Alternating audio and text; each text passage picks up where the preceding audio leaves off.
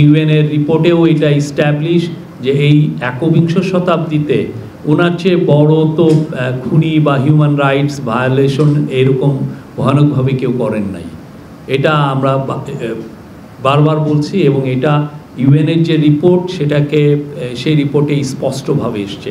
পরবর্তীতে Al Jazeera তাদের 1 ঘন্টার একটা প্রোগ্রাম করেছে, সেখানে আসছে এবং বিবিসিতেও আসছে। ওখানে স্পষ্ট শোনা যাচ্ছে যে উনি খুন করার নির্দেশ দিচ্ছেন। তো যারা ওনাকে ইন্টারভিউ করছেন আমাদের কাছে আমরা অবশ্যই মনে করি যে এই কনটেক্সটটা যেন কেউ ভুলে না যান। হ্যাঁ, আমরা এটা দেখছি এবং যারা ওনার যে ক্লেমগুলো উনি করেন সেটা যেন আনকনটেস্টেড না থাকে। আমরা কালকে ইভেন একটা লোকাল নিউজ মিডিয়াতেও দেখলাম যে আইসিসিতে তার পার্টি একটা করছে এবং সেখানে তিনি যে এই ভয়ানক রকমের হিউম্যান রাইটস ভায়োলেশন করছেন তার আমরা কোনো ধরনের কোনো মেনশনও আমরা দেখি নাই। খুবই আনফর্চুনেট। এবং আমরা ওইটাও দেখেছি যে উনি ক্লেম করে, আওয়ামী লীগ ক্লেম করছে 400 জন মারা গেছে, কিন্তু কতজন মারা গেছে তাকে এটা আনকনটেস্টেড তাকে দেওয়া হচ্ছে। এবং কারা এটা করেছে তার যে আইসিসিতে দিয়েছে যে ডাউটি স্ট্রিট, এখন তারা আমাদের টাকা চুরি করছে, আমাদের টাকা চুরি করে নিয়ে যায় পুরো ইউকের সবচাইতে দামি ল ফার্মকে হায়ার করে এই ধরনের কাজ তারা করছে, এখন কমপ্লেন ফাইল করার করছে। এবং এইটাকে আবার আমাদের কেউ দেখছি যে আমাদের চুরি করার টাকায় যে কাজটা করেছে সেটাকে আবার প্রমোট করছেন কেউ।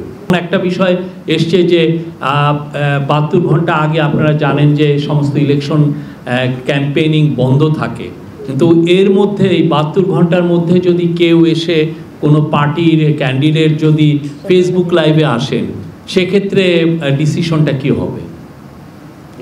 এই পুরো জিনিসগুলো সোশ্যাল মিডিয়ায় কিভাবে, বা একটা ক্যান্ডিডেট বা তার এজেন্টরা এই 72 ঘন্টায় কোনো ধরনের সোশ্যাল মিডিয়ায় ক্যাম্পেইন করতে পারবেন কিনা? কারণ এখন দেখা যাচ্ছে যে খুব বড় রকমের ক্যাম্পেইনটা আসলে সোশ্যাল মিডিয়ায় হচ্ছে।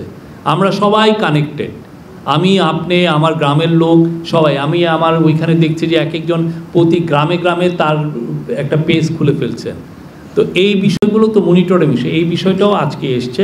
এটা নিয়ে অবশ্যই ইলেকশন কমিশন ভাবছেন, এটা লিগ্যালিটি নিয়ে চিন্তাভাবনা করছেন যে এটা বা এটার ক্ষেত্রে কেউ যদি এই কাজটা ভায়োলেট করেন সেক্ষেত্রে তার বিরুদ্ধে অ্যাকশনগুলো কি হবে, বা এই ক্ষেত্রে ফেসবুকের সাথে আমাদের কি ধরনের কথাবার্তা বলতে হবে, এই বিষয়গুলো এখানে আলোচনা হয়েছে। প্রাইমারি যে কাজগুলো আছে যেগুলো একদম করতেই হবে সেগুলো উনি চাচ্ছেন যে এটা খুব দ্রুত এটা শেষ হোক, 15 নভেম্বরের মধ্যে হলে এটা বেটার।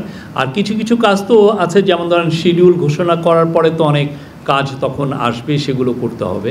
বাট কাজটা খুব, এবং আজকের থেকে মানে একটা দিনও যাতে নষ্ট না হয়, একটা দিনও কেউ যেন রিল্যাক্স না থাকেন, সেইটা উনি বারবার বলছেন যে যাতে কাজগুলো খুব ভালোভাবে সম্পূর্ণ হয় এবং প্রিপারেশন অনেকগুলো, যেমন সোশ্যাল মিডিয়ার রিলেটেড যেমন একটা কমিটি করা, এটা এই কমিটি একদম উপজেলা উপযুক্ত করা, তারপরে এই যে বডি অন কাম এটার যে প্রকিউরমেন্ট সেগুলো করা, অনেক ক্ষেত্রে আনসারের কিছু ইস্যু আছে সেগুলো করা।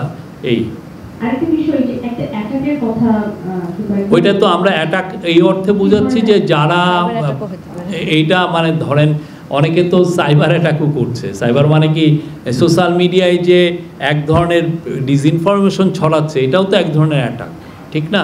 বা ধরেন অনেকে দেশের মধ্যে থেকে ইনস্টেবিলিটি তৈরি করার চেষ্টা করছে, এটা তো আমরা দেখছি। তো সেগুলোর পরিপ্রেক্ষিতে এই কথাটা বলা হয়েছে। না, কিসের আতঙ্কিত? ইলেকশন বাংলাদেশের ইতিহাসে, আমরা এখনও বলছি বাংলাদেশের ইতিহাসে one of the best election হবে, কোনো আতঙ্কর কিছু নাই।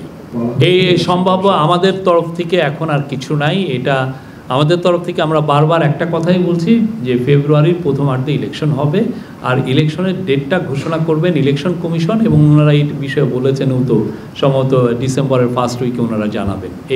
আমরা এর বাইরে আমাদের বলার কিছু নাই। আমরা বারবার বলছি ইলেকশন ফেব্রুয়ারির প্রথমার্ধে হবে।